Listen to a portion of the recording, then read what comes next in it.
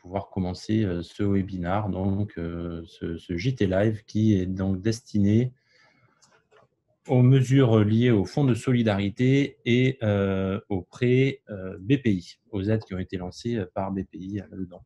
Alors, simplement pour vous rappeler également l'organisation de ces JT Live qui sont organisés par le groupement Différence. Alors, vous avez dû recevoir une invitation à vous connecter par votre cabinet d'expertise comptable et de conseil donc, qui est votre cabinet habituel. Et ce cabinet fait partie d'un groupement Différence.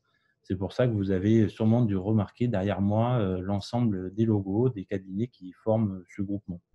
Ce groupement national Différence, dont votre cabinet fait partie, a vraiment pour vocation de mutualiser des outils, des réflexions. Et ces JT Live, donc le troisième aujourd'hui, puisque lundi, vous avez pu consulter celui sur le chômage partiel qui a été brillamment animé par Philippe Bonin, en sont la partie illustration de cette vision et de cette volonté et l'ambition de Différence. Vous pourrez retrouver en live, plutôt en replay, ce JT Live. Vous le retrouverez en replay sur le site de votre cabinet habituel. N'hésitez pas également à le partager. En temps normal, c'est le genre d'informations et toutes les notes techniques que l'on diffuse sont habituellement réservées aux clients de chaque cabinet. Mais dans ces moments de crise, je pense que c'est la solidarité surtout qui doit primer. En tout cas, nous, c'est notre conviction. Et c'est pour ça qu'on vous autorise et on vous invite même à les partager le plus massivement possible. On a voulu faire des formats courts et arriver à des formats relativement précis sur les mesures dont on parlait. On les voit aux informations. Hier encore sur France 2, on parlait du Fonds de solidarité. On a voulu être concret, précis, sur un format de 30 minutes. C'est pour ça que je vous invite à poser les questions. Donc vous avez un onglet dans ce webinaire, dans la plateforme, vous avez un onglet questions-réponses. Je vous invite à y poser toutes les questions que vous souhaitez et on pourra y répondre dans le fil d'actualité des cabinets. Donc, sur le site internet de chaque cabinet, on reprendra les réponses en fait à vos questions. Alors, je pense que tout le monde a dû se connecter et on va enchaîner donc sur ces deux mesures. Le but, c'est pas de lire le décret, hein, bien sûr, et les textes qui sont sur ces mesures, mais c'est d'essayer d'avoir une vision concrète et très pratique de comment mettre en place ce fonds de solidarité, qu'est-ce que c'est, quels sont les prêts, également qui sont proposés par BPI et quelles sont les conséquences et ce que vont demander les banques, hein, puisque entre le côté pratique, la théorie et l'annonce politique, on sait bien qu'il y a toujours un monde d'écart. Alors, on va commencer directement sur le fonds de solidarité. Le fonds de solidarité a été annoncé quand même très tôt, j'ai envie de dire, parmi les mesures de cette crise sanitaire. Alors, qu'est-ce que c'est le fonds de solidarité? C'est une aide de 1 500 €, alors, forfaitaire, mais qui est une aide maximum de 1 500 € qui prendra le caractère d'une subvention, donc par nature non remboursable, hein, et pour faire face à deux choses. Soit une situation de fermeture administrative, donc on a quelques exemples, donc les plus connus sont les boîtes de nuit, les restaurants, les bars. On a également les organismes de formation, par exemple, qui ont fait l'objet d'une fermeture administrative également. Là-dessus, je vous renvoie donc au décret qui va fixer les activités qui ont été obligatoirement fermées pour savoir dans quel cas vous vous situez. Sinon, les entreprises qui ont également perdu, alors dans le décret qui est paru hier, c'était 70% de leur chiffre d'affaires entre mars 2019 et mars 2020. On reviendra donc plus précisément sur cette notion de chiffre d'affaires et comment on le compare. Et les annonces d'hier donc font apparaître que la perte de chiffre d'affaires ne sera plus que de 50% et non plus 70%. Alors, comment on s'y prend? On aura un formulaire qui sera à remplir, donc qui est effectif à partir depuis hier, donc le 31 mars, qui est accessible à partir de l'espace particulier. Alors attention, ce n'est pas l'espace professionnel, c'est la messagerie de l'espace particulier. Alors, là aussi, il faut prendre une mesure, c'est que la mise à jour du taux de 70 à 50% ne sera accessible qu'à partir du 3 avril. Donc, à partir du 3 avril, dans 2 jours, donc on vous invite, si vous voulez formuler vos demandes, à attendre 3-4 jours que les dispositifs soient relativement bien mis en place. Encore une fois, cette aide, vous pourrez la saisir jusqu'au 30 avril. Donc, on a encore un mois. Il ne sert à rien de se presser et il vaut mieux attendre les 3-4 jours par mesure de précaution.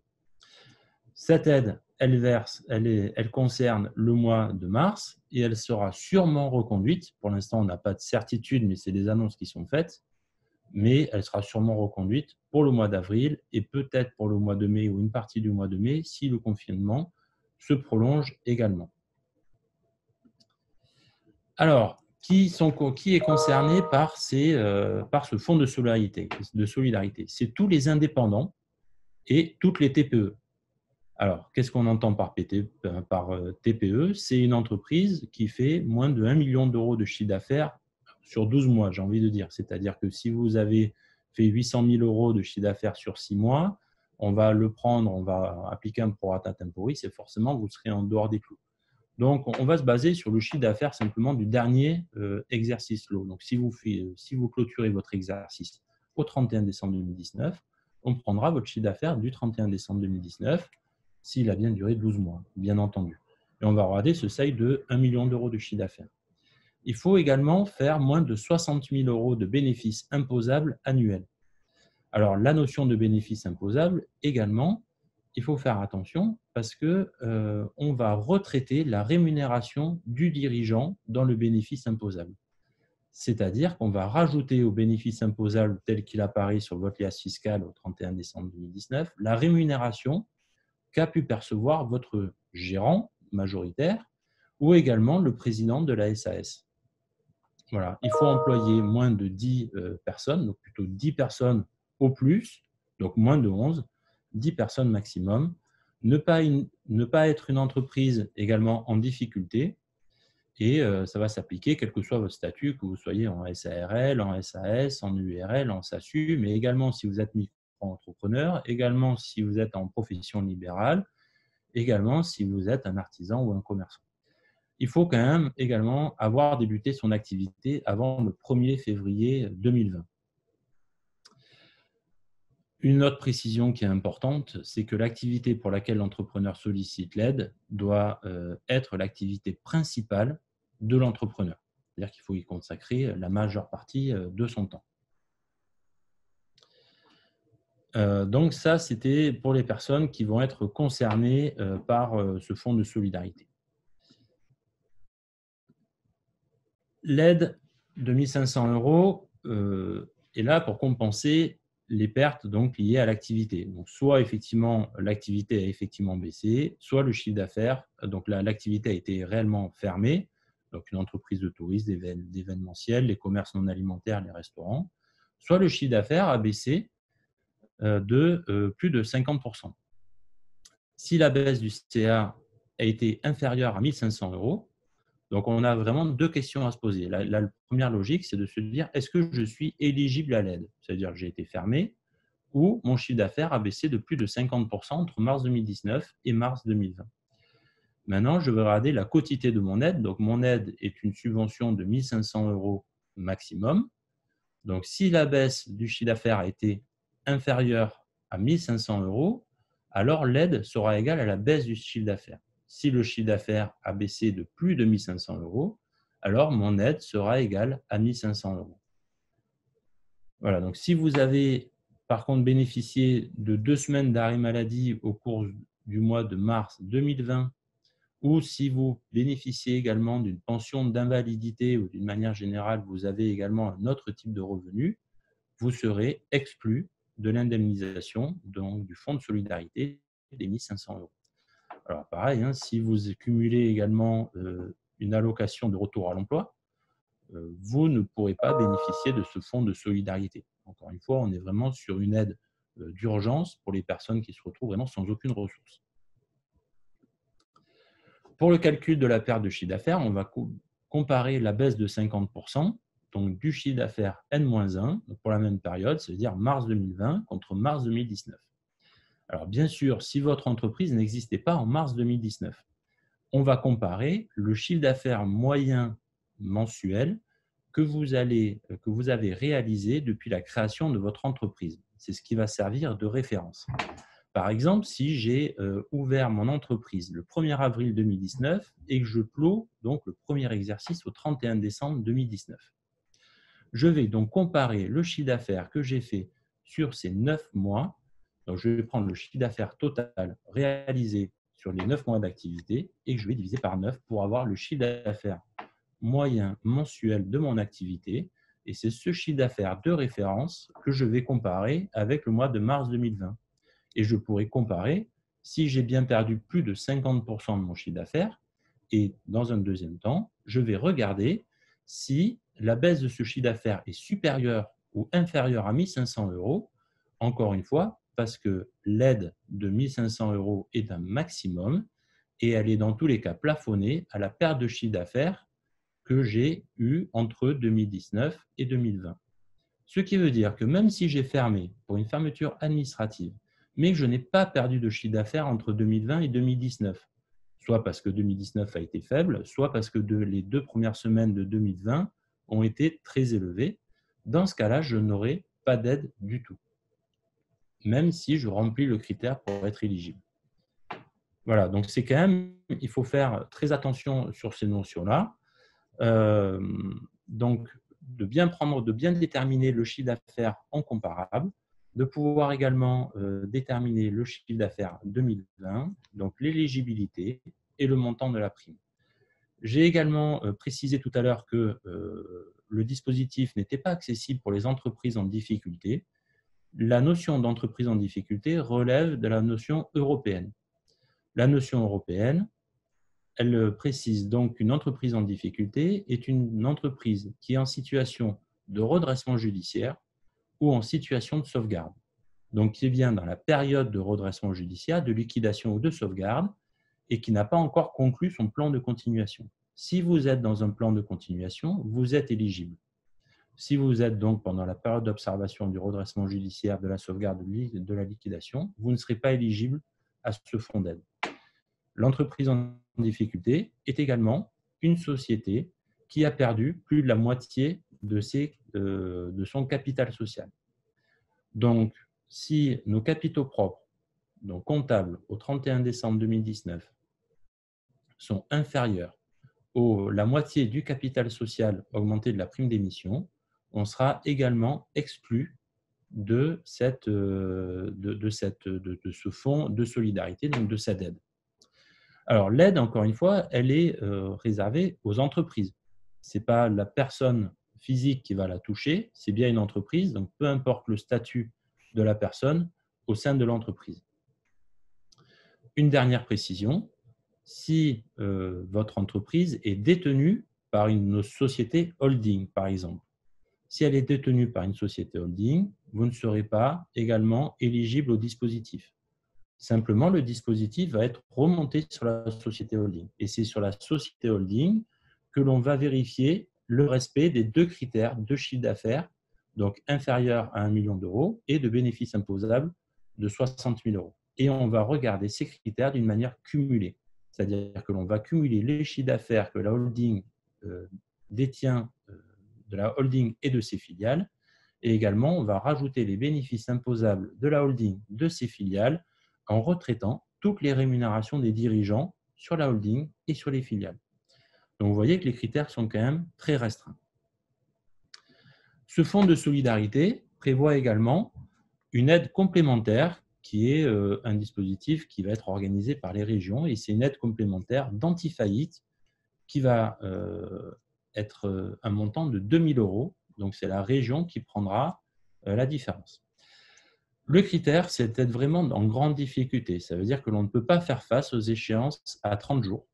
Il faut au moins employer un salarié et il faut s'être vu refuser un prêt de trésorerie, donc par un organisme bancaire. Si on cumule ces 3 conditions, on peut effectivement demander une aide auprès de la région et cette aide sera donc d'un montant maximal de 2 000 €.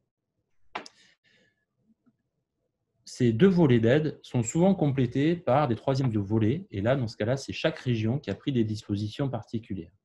Je peux vous citer l'exemple de la région Occitanie, que je connais bien, qui a octroyé une aide vraiment qui est purement régionale et donc qui concerne les entreprises qui ont connu une baisse de chiffre d'affaires entre 40 et 70%. Donc, puisque le décret visait les entreprises de 70%. Alors, la région n'a pas encore bougé sa ligne de conduite. Peut-être que la baisse du chiffre d'affaires va être réduite entre 40 et 50%. Donc, si l'entreprise emploie au moins un salarié, elle va percevoir une aide de 1 500 €. Si elle n'emploie aucun salarié et qu'elle a perdu donc au moins 40%, ça veut dire que 40,01%, elle va pouvoir percevoir une aide de 1 000 €.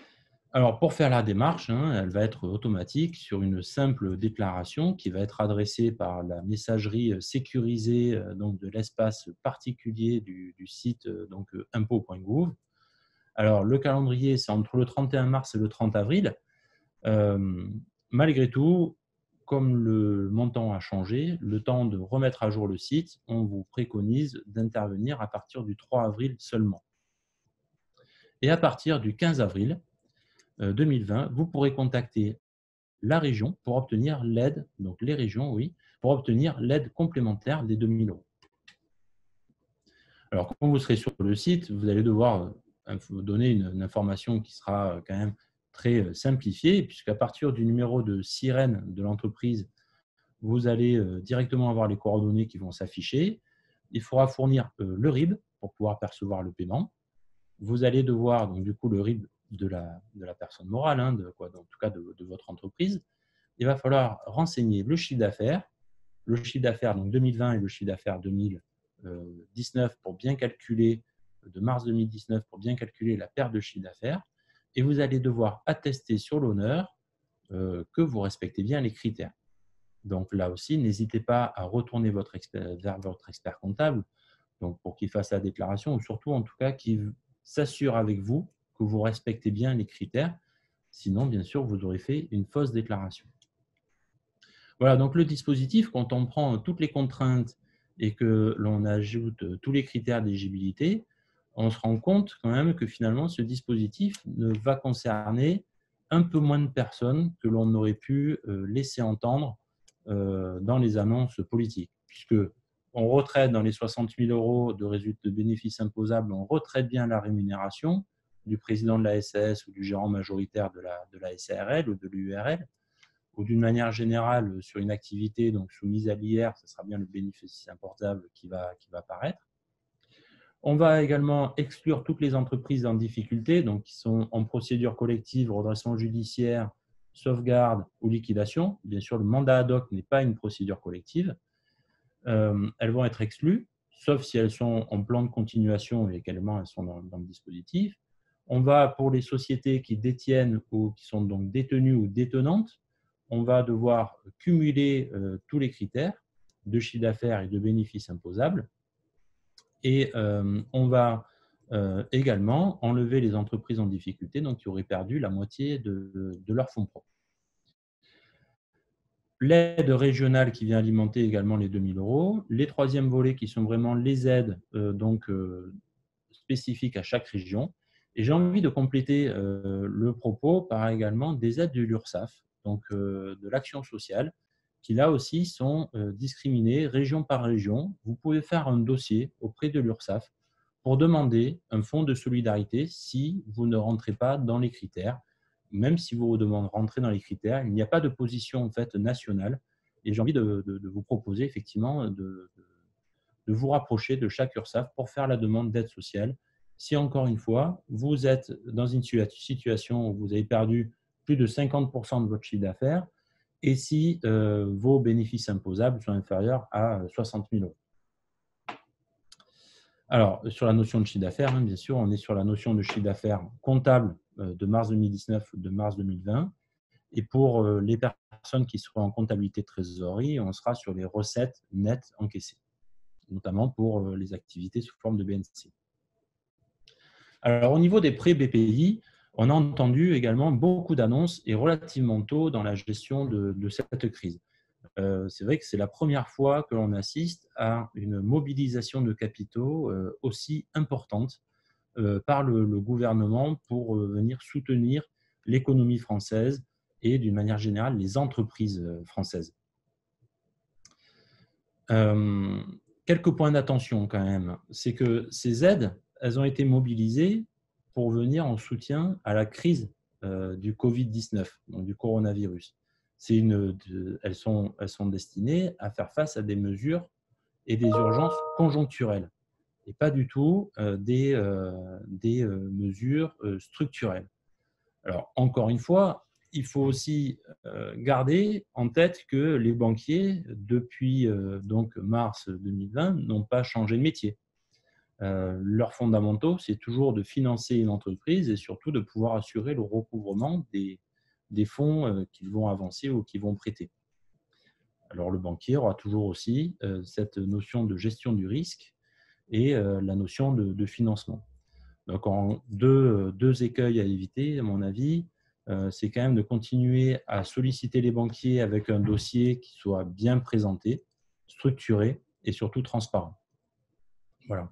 Et les banques, avant d'accorder des prêts BPI ou du soutien BPI, puisque la banque sera le principal interlocuteur, va faire sa propre analyse du risque et forcément va demander des éléments. Là aussi, j'ai envie de rappeler les précisions de l'entreprise en difficulté. Alors, la notion d'entreprise en difficulté ne s'applique pas aux startups. Elles sont clairement exclues donc du règlement européen qui vise les entreprises en difficulté.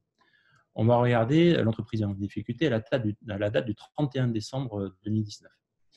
Est-ce que l'entreprise est en procédure collective? Donc, redressement judiciaire, liquidation judiciaire, procédure de sauvegarde. Le mandat ad hoc et toutes les autres procédures confidentielles ne sont pas visées. Pour les PE, les TPE et les PME, on va regarder est-ce qu'elle a perdu la moitié du capital social et de la prime d'émission.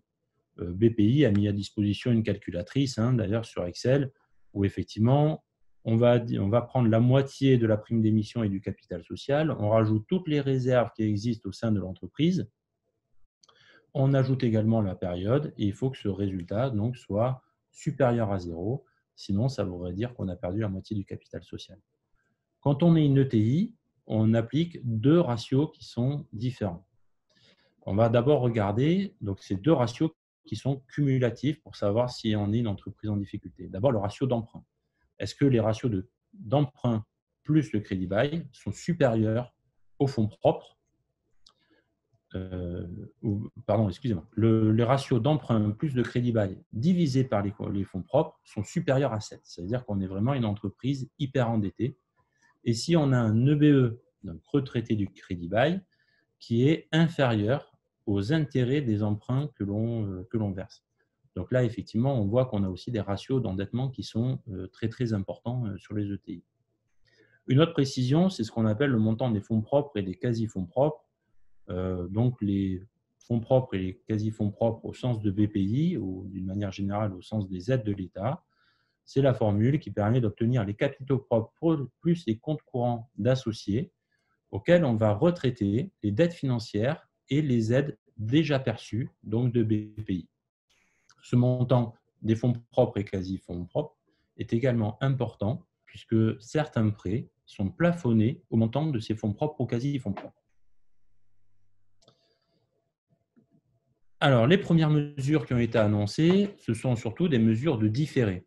Donc, ces mesures de différé sont conditionnées à l'accord des banques, même si l'organisme de gestion et de centralisation des banques, les partenaires bancaires, avait annoncé qu'il regarderait l'ensemble de ces demandes avec beaucoup de bienveillance. Alors, le report du capital et des intérêts sur 6 mois, l'absence de frais de dossier, les frais d'avenant, également une perception de prime d'assurance pendant les 6 mois, les calculs d'intérêts intercalaires, donc ils seront calculés au taux initial du crédit, et on aura une incorporation du capital au bout des 6 mois de différé. C'est-à-dire qu'on va réétaler, donc on va pouvoir choisir de réétaler ou d'intégrer dans le capital à rembourser, donc les 6 mois décalés. C'est-à-dire qu'on ne va pas les payer d'un coup au terme du décalage.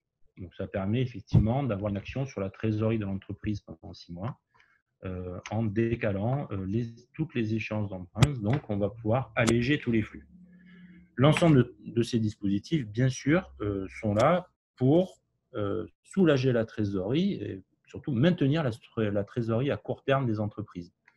Alors, pourquoi? C'est qu'on est quand même dans une crise sanitaire d'ampleur majeure qui a vraiment ralenti l'ensemble de l'activité. Certaines activités se sont totalement stoppées, d'autres ont été largement ralenties.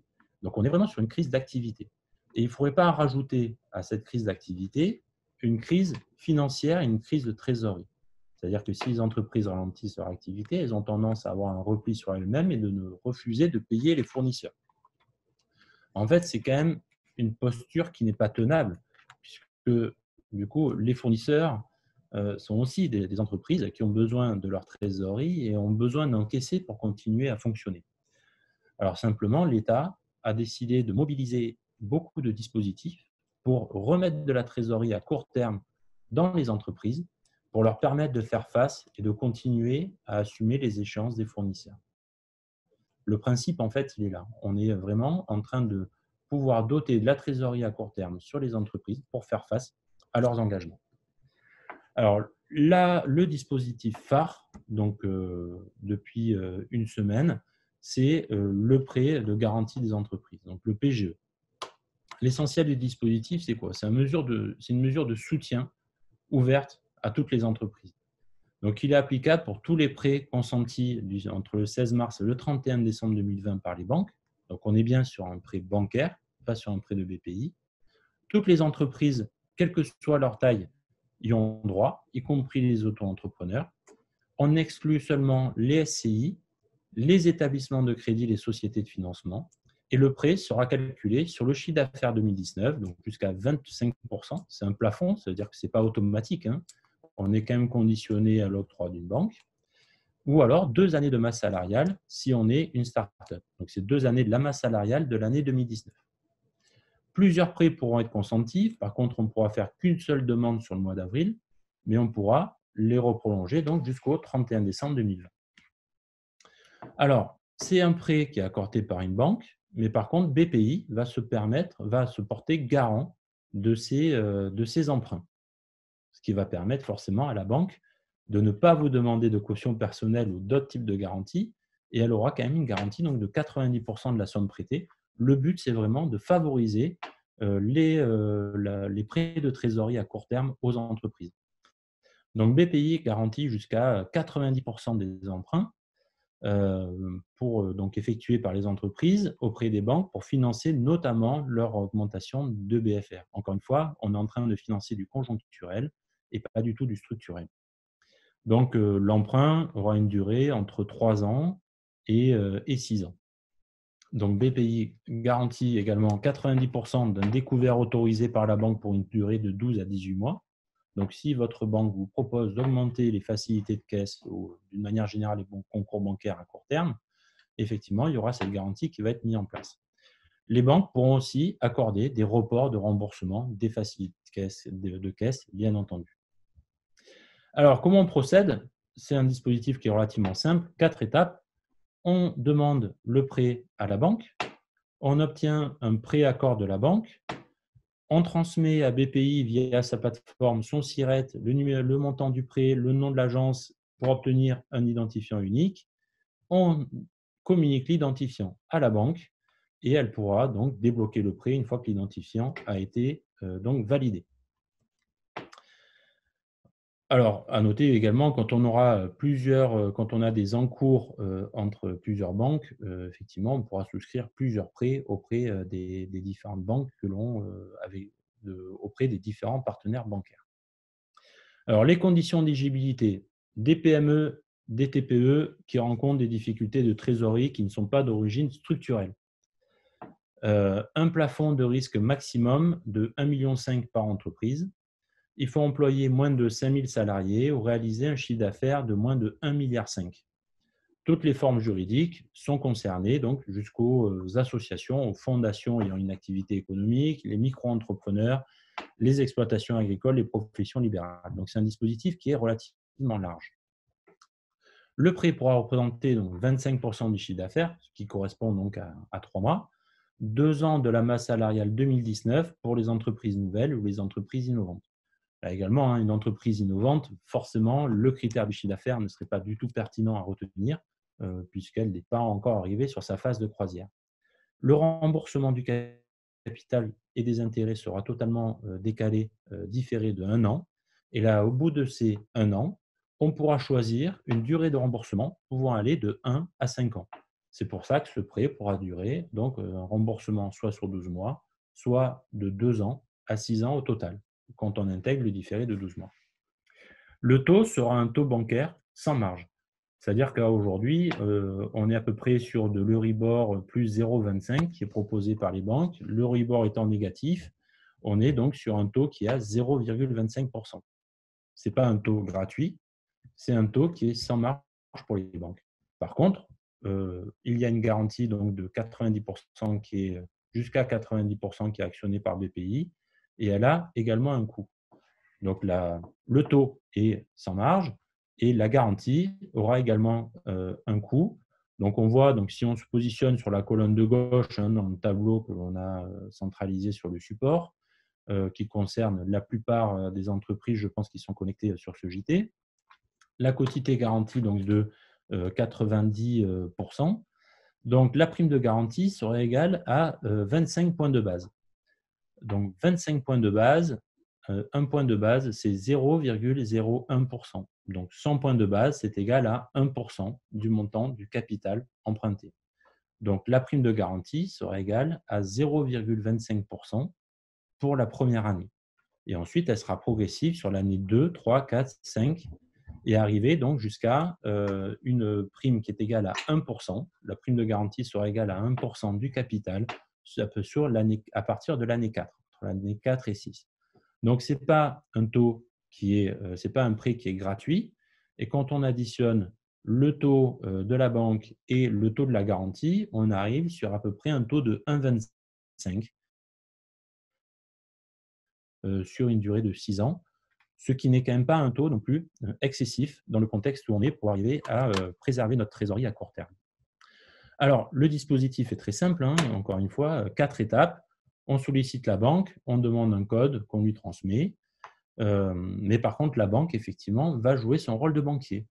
Donc, en théorie, elle doit demander le bilan ou alors le dernier bilan 2019 s'il a déjà été produit, ou une attestation de votre expert comptable pour arriver à justifier le montant du chiffre d'affaires 2019 ou le montant de la masse salariale donc de l'année 2019.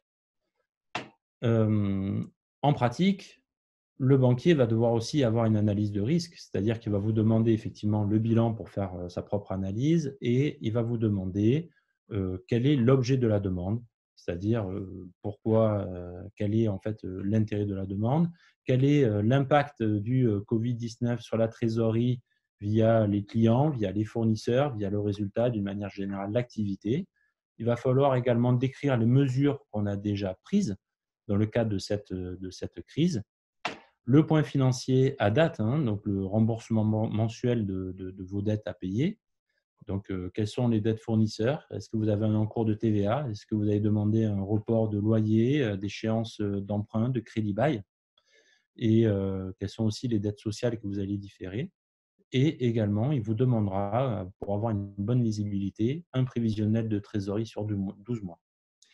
De manière générale, j'ai envie de vous dire que dans un contexte de crise comme le Covid-19, avoir un prévisionnel de trésorerie donc sur 12 mois me semble effectivement de bonne gestion pour que vous aussi, vous puissiez piloter votre activité.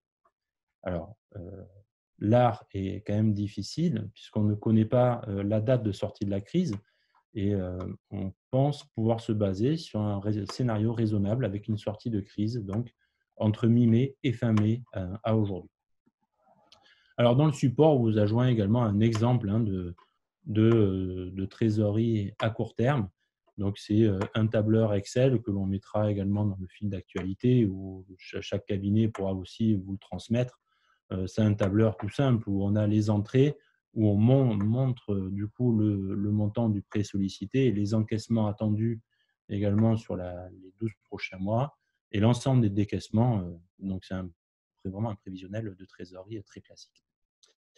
J'ai envie de vous parler également des 3 autres mesures de BPI rapidement, puisqu'on est déjà un petit peu en retard sur le timing. Mais je pense que c'est quand même important de s'arrêter sur ces mesures. Donc, le prêt rebond qui va concerner les entreprises, les PME qui existent depuis plus d'1 an. Donc, on va exclure donc, les SCI, les intermédiaires financiers, les entreprises de promotion et de location immobilière et les entreprises agricoles qui ont un montant inférieur à 750 000 € de chiffre d'affaires. Ce prêt rebond, il est géré en direct par les régions. Son montant varie entre 10 000 et 300 000 €. Sa garantie porte sur les actifs de la société. Pardon, il n'y a pas de garantie sur les actifs ni du dirigeant, donc c'est BPI là également qui va se porter garant. Et la durée d'amortissement sera de 7 ans avec un différé d'amortissement en capital qui va aller jusqu'à 2 ans. Donc là aussi, vous pouvez directement actionner ce prêt auprès de votre région. Alors, il ne fait pas partie du dispositif PGE où vous pouvez effectivement directement solliciter la banque. Il faut passer par la région pour pouvoir le solliciter ou auprès de BPI.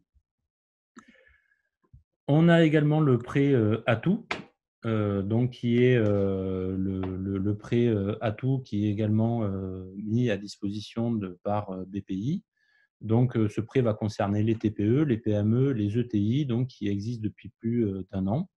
On va exclure les SCI, on va exclure les intermédiaires financiers, les entreprises de promotion de location immobilière, les entreprises agricoles de moins de 750 000 € de chiffre d'affaires. Donc, on est dans les mêmes critères que le prêt rebond.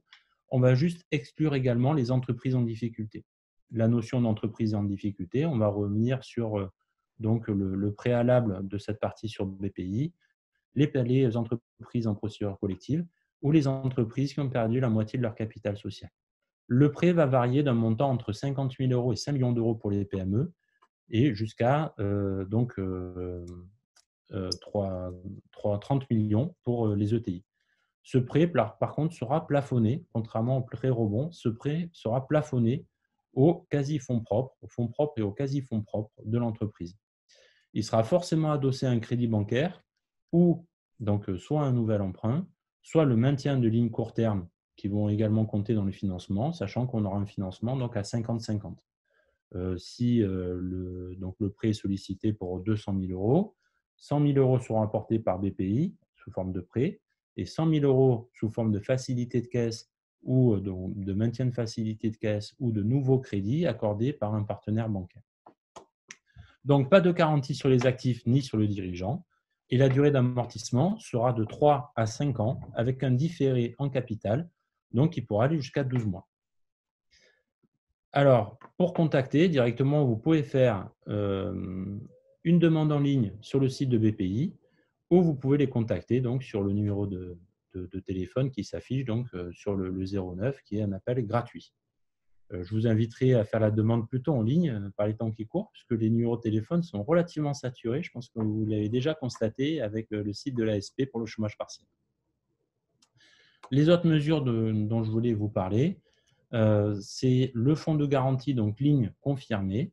Alors, lorsque vous avez des lignes de crédit court terme, donc du découvert, du DAI, de l'escompte, de la mobilisation de créances nées sur l'étranger, là également, BPI va pouvoir intervenir pour confirmer ces lignes, c'est-à-dire vous maintenir ces lignes malgré l'effet de crise.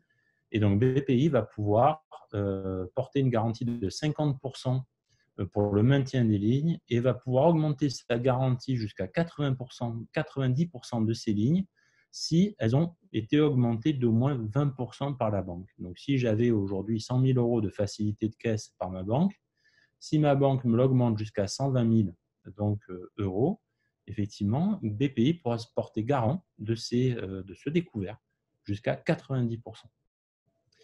Pour les dossiers déjà ouverts auprès de BPI en affacturage, c'est-à-dire que vous avez recours au service d'un factor qui a été déjà garanti par BPI.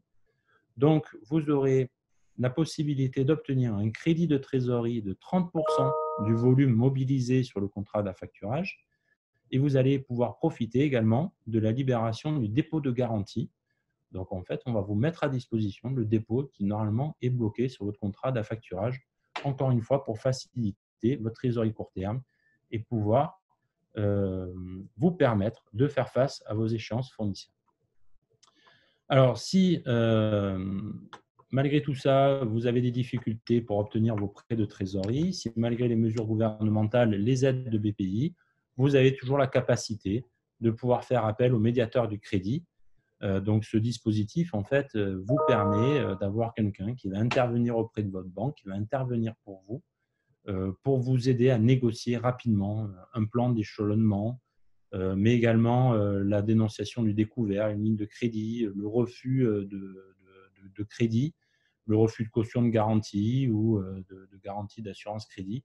Vous pouvez solliciter le médiateur du crédit, c'est vraiment son rôle d'intervenir pour vous dans la facilitation des négociations. Alors, il n'a pas une obligation de résultat, de succès, mais par contre, il va tout mettre en œuvre pour faciliter les discussions et essayer de trouver des solutions constructives pour vous. Voilà, on arrive au terme de cette présentation sur le Fonds de solidarité sur les dispositifs BPI. Je vous remercie de les avoir suivis. J'ai vu qu'il y avait beaucoup de questions et d'observations qui en découlaient, donc on va rapidement vous y répondre au travers du flux d'actualité. Je vous rappelle que demain, à partir de 11h30, vous allez pouvoir retrouver notre prochain JT Live, qui sera un duo d'animation. Et ça sera donc, qui portera sur les 5 points clés du télétravail en période de coronavirus. Alors, c'est en plus une présentation qui sera relativement vivante, puisque ça sera un duo qui échangera sous forme d'interviews, de questions-réponses. Et c'est vrai que ça sera, à mon avis, c'est un JT qui sera très important de suivre pour pouvoir mieux effectivement travailler et trouver une bonne organisation sur ces périodes de télétravail où effectivement on change un petit peu nos habitudes. Voilà, je vous remercie. Je vous rappelle que vous pourrez retrouver aussi ce JT Live donc, sur les flux d'actualité